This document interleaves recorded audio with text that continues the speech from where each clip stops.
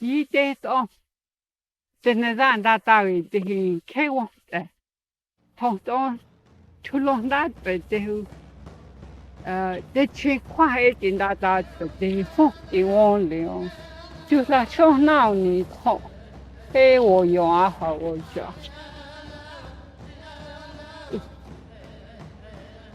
Yeah, long time ago we all migrate from Zama Lake. My grandparents and parents used to live there. They had log houses and stuff. Now it's all old and overgrown.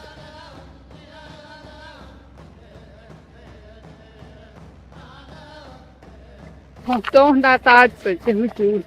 Hey, home there. That's it.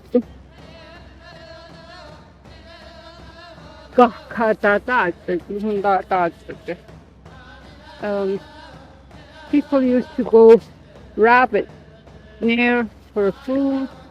It's about that.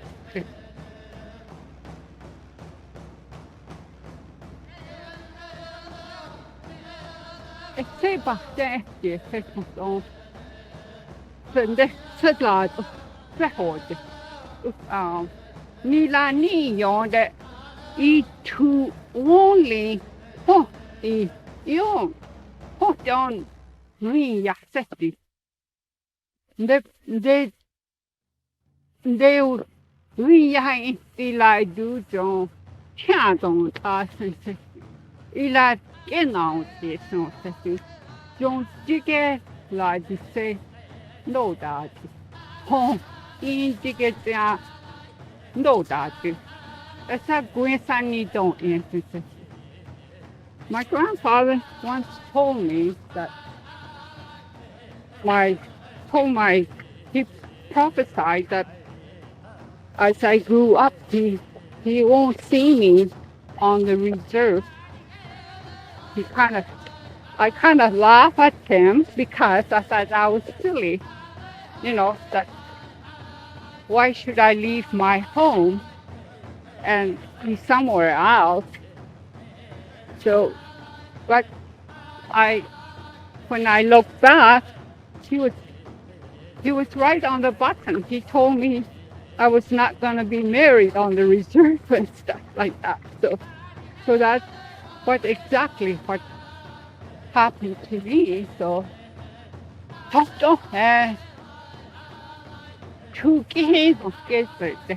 people used to live along the river where there's river, so they could they're closer to the water sources, and they'll build tents or log cabins, and they do a lot of fishing, moose hunting.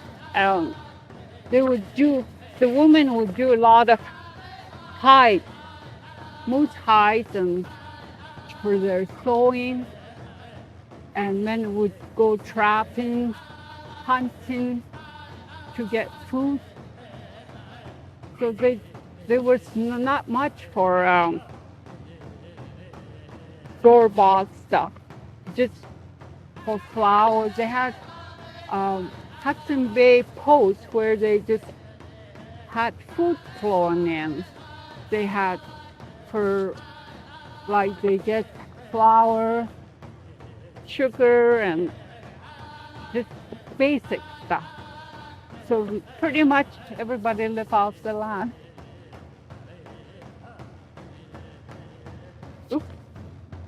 So chugaga sundata de chula count.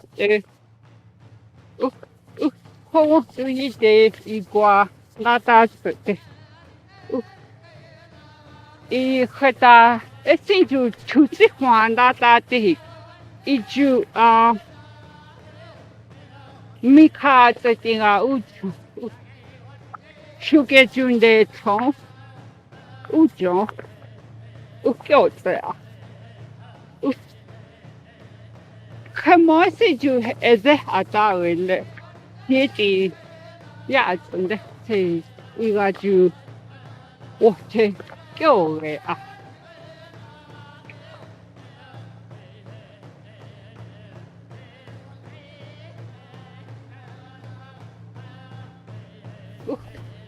Kan dit kadai salat really then the hardest ni residential school at the school system the daily we are the chito seko again la lo sa situation chok ni tin la kamo gucha Nahti dene yehta. So in the early 50s, they built a residential school. So a lot of us, it was all prepared. So the government, the priests, they worked it out so that we all had to leave as we were 5, 6 years old. We were taken away to school. And it wasn't that far. It's only 9 kilometers, 9 miles, I guess, in those days. And so, but still, we weren't allowed to see our parents. It was pretty sad because most of us were really young. We didn't know what's going on. And if we didn't go, they threatened that our family won't get any help from the government or get family allowance, they call it. So we had no choice. Our parents had no choice but to agree so we could go to school.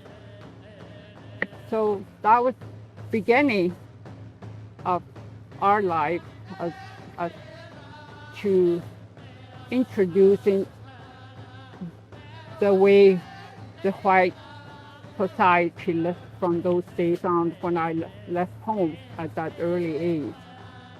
So, like, in knowing how a different culture lived, like flushing toilet and running water, that was all new to me because we had outhouses and we cook our own food on the fire and stuff. So it was really different. So that's how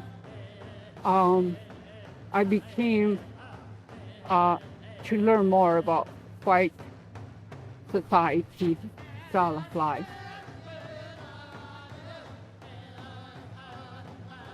And you early residential school need a husband law. Dakina du se konti da festa te odi te ka.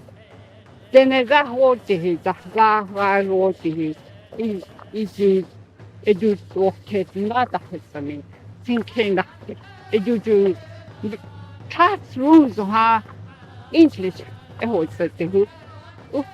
Hey girls hall the goy in Tandao de ta dene he ward do lo. The one 50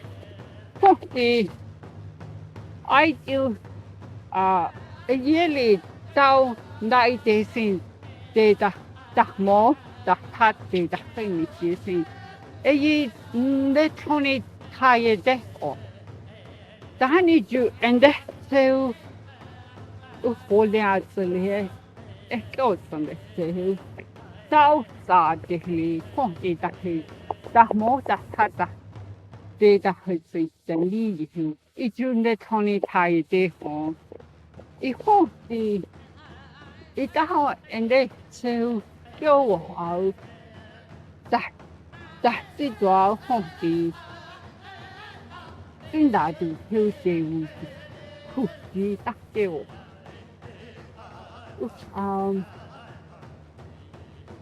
We were in residential school. As you say, not that husband. We weren't very strict or punished for speaking our language, except in classrooms. We weren't allowed. If girls' hall, boys' hall, it's the dining room. We used to talk. Let us talk and stuff. honey, yeah, they all grew up and went different ways. Some went to high school, different high schools, and some went to Edmonton, Grand Prairie. They had room and board. They went out to finish high school because there was only, I think grade 9 was up to for residency school. So we all had chances of getting educated furthermore. So a lot of that was okay. But the thing was, I don't think my generation lost a lot of English. They're like talking their language. It's their children or next generation, they spoke most of English to their kids because I think they want their grandchild or to do better in school, because if they don't have that English level in kindergarten, when they go in, then they have a hard time in school. So they want good, I understand they want good education for their kids, but to me that was a shame because they never, it's not all resident school that they lost their language. It's themselves that they never speak to their children. They all spoke to their children in English, so they lost it. Because I know many families like that so you can't really say it's someone's fault I lost my language. I kept it, I still speak it. And it's kind of sad that way. So for myself, I still speak it, but I'm learning more and more, doing more and more of our general way of sewing. So I take videos and beadwork and other things, so how to do tanning, and I even hunt and do on the trap line, trying to bring that sources back to my community, into young generation. So hopefully it helps, so they got something to do, so they're not get themselves in trouble into alcohol or drugs. What I'm doing hopefully helps in the new generation that's coming up to Canada.